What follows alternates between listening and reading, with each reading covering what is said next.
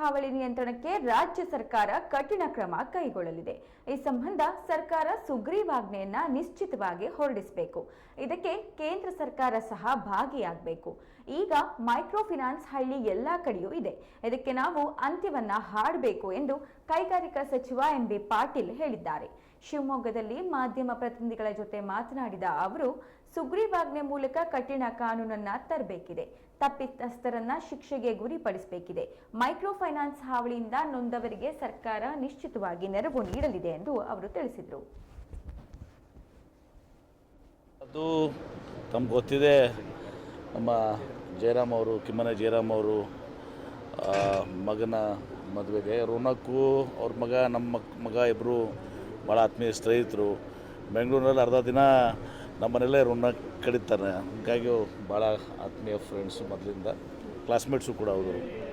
ಹೀಗಾಗಿ ಆ ಮದುವೆ ನಿಮಿತ್ತ ಈಗ ಇಲ್ಲಿ ಬಂದಿದ್ದೀವಿ. ಬೆಳಗ್ಗೆನೇ ಬರಬೇಕಾಗಿತ್ತು, ಕ್ಯಾಬಿನೆಟ್ ಸಲುವಾಗಿ ಪೋಸ್ಟ್ಪೋನ್ ಮಾಡಿ ಸಾಯಂಕಾಲ ಬಂದಿದ್ದೀವಿ.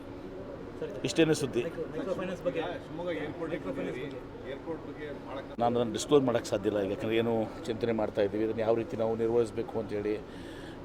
ನಮ್ಮದೇ ಆದಂಥ ಕೆಲವೊಂದು ಸಾಧಕ ಬಾಧಕ ಎರಡನ್ನೂ ಕೂಡ ನೋಡಿದ್ದೀವಿ.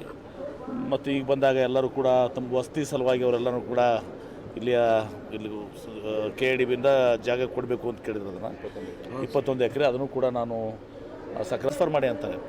ಅಂದರೆ ಎಂಟೈರ್ ಅಸೆಟ್ಟು 1,500 ಕೋಟಿ ರೂಪಾಯಿ ಅಸೆಟ್ ಇಲ್ಲಿನೂ ಕೂಡ ಅಷ್ಟೇ ಆಗುತ್ತೆ. ಏರ್ಪೋರ್ಟ್ ಅಥಾರಿಟಿ ಆಫ್ ಇಂಡಿಯಾದವರು ಟ್ರಾನ್ಸ್ಫರ್ ಮಾಡ್ಕೊಳ್ಳೋದು ಕಂಡೀಷನ್ ಇದಕ್ಕೆ ಅದೊಂದು ನಮ್ಮ ಹತ್ರ ಇದ್ದಂಗೆ ಆಗುತ್ತೆ. ನಮ್ದು ಯಾವುದೂ ಕೂಡ ಅದರಿಂದ ಯಾವುದೇ ರಿಟರ್ನ್ಸ್ ಕೂಡ ಇಲ್ಲ. ನಮಗೇನು ಪ್ರಾಫಿಟ್ನೂ ಎಕ್ಸ್ಪೆಕ್ಟು ಮಾಡೋದಿಲ್ಲ. ನಮ್ಮ ಯಾವುದೋ ಒಂದು ಅಲ್ಲಿ ನಮ್ಮ ಪಾಲ್ದಾರಿಕೆನೂ ಕೂಡ ಇಲ್ಲ. ಒಮ್ಮೆ ಅವ್ರು ಹ್ಯಾಂಡ್ ಓವರ್ ಮಾಡಬೇರೆ ನಾವು ಈಗ ನಿರ್ವಹಣೆಗೆ ಅವ್ರು ಕೇಳ್ತಾ ಇದ್ದಾರೆ ರಿಲೀಸ್ ಅಂತೇಳಿ. ಹೌದು, ನಿಶ್ಚಿತವಾಗಿಯೂ ಹೊರಡಿಸ್ಬೇಕು. ಆಮೇಲೆ ಇದರಲ್ಲಿ ಕೇಂದ್ರ ಸರ್ಕಾರನೂ ಕೂಡ ಭಾಗಿಯಾಗಬೇಕಾಗ್ತದೆ. ನಾನು ಗೃಹ ಸಚಿವನಾಗಿ ಕೆಲಸ ಮಾಡಿದ್ದೀನಿ. ಆವಾಗ ನೀವು ನೋಡಿದ್ರಲ್ಲ, IMA ಕೇಸ್ ಎಲ್ಲ ಆಯ್ತಲ್ಲ, ಅಂಥವೆಲ್ಲನೂ ಕೂಡ. ಈಗ ಈ ಒಂದು ಹಾವಳಿ ಎಲ್ಲ ಕಡೆಯೂ ಕೂಡ ಇದೆ. ಯಾವುದೇ ಸರ್ಕಾರ ಯಾವುದೇ ಇದು ಅಂತಲ್ಲ, ನಿರಂತರವಾಗಿ ನಡ್ಕೊತ ಬಂದಿದೆ. ಎಲ್ಲೋ ಒಂದು ಕಡೆ ಇದಕ್ಕೆ ಅಂತ್ಯ ಹಾಡಬೇಕು. ನಾವು ಈ ಅಂತ್ಯ ಹಾಡಬೇಕಾದ್ರೆ ಸುಗ್ರೀವಾಜ್ಞೆ ಮೂಲಕ ಕಠಿಣವಾದಂಥ ಕಾನೂನು ತರಬೇಕು. ಇಂಥವ್ರನ್ನ ಶಿಕ್ಷೆಗೆ ನಾವು ಗುರಿಪಡಿಸ್ಬೇಕು. ಯಾಕಂದರೆ ಕೆಲವು ಕೂಡ ನಿಮ್ಗೆ ಗೊತ್ತಿಲ್ಲ, 5%, 10%, ವಾರದ ಬಡ್ಡಿ, ದಿನದ ಬಡ್ಡಿ, ಈ ಥರ ಎಲ್ಲ ತಗೋತಾರೆ. ಇದೆಲ್ಲವೂ ಕೂಡ ಪಾಪ ಭಾರ ಆಗ್ತದೆ. ಮುಂದೆ ತದನಂತರ ಅವ್ರ ಮನೆಗೆ ಹೋಗಿ ಅವ್ರ ಮೇಲೆ ಒತ್ತಾಯ, ಹೆಂಡತಿ ಮಕ್ಕಳು ಮುಂದೆ ಅವ್ರು ಒತ್ತಾಯ ಮಾಡಿದ ಮಗ ಅಪಮಾನ ಸಹಿಸದೆ ಇವತ್ತಿನ ದಿವಸ ಆತ್ಮಹತ್ಯೆ ಮಾಡ್ಕೊಳ್ಳೋಂಥ ಪ್ರಸಂಗಗಳು ಇವತ್ತಿನ ದಿವಸ ನಮ್ಮ ಮುಂದೆ ಭಾಳಷ್ಟು ಇದ್ದಾವೆ. ಇದೆಲ್ಲ ಆಗಬಾರ್ದು, ಅದಕ್ಕೆ ಮಾಡಿದ್ದೀವಿ. ಇದಾಗಿನೂ ಕೂಡ ನಾನು ಒಂದು ಹೇಳ್ತೀನಿ ಅಂದರೆ, RBI ಕೂಡ ಕೇಂದ್ರ ಸರ್ಕಾರದಲ್ಲಿ ಬರ್ತದೆ. RBIನೂ ಕೂಡ ಅದಕ್ಕೆ ಸಹಮತವನ್ನು ವ್ಯಕ್ತಪಡಿಸಬೇಕಾಗ್ತದೆ.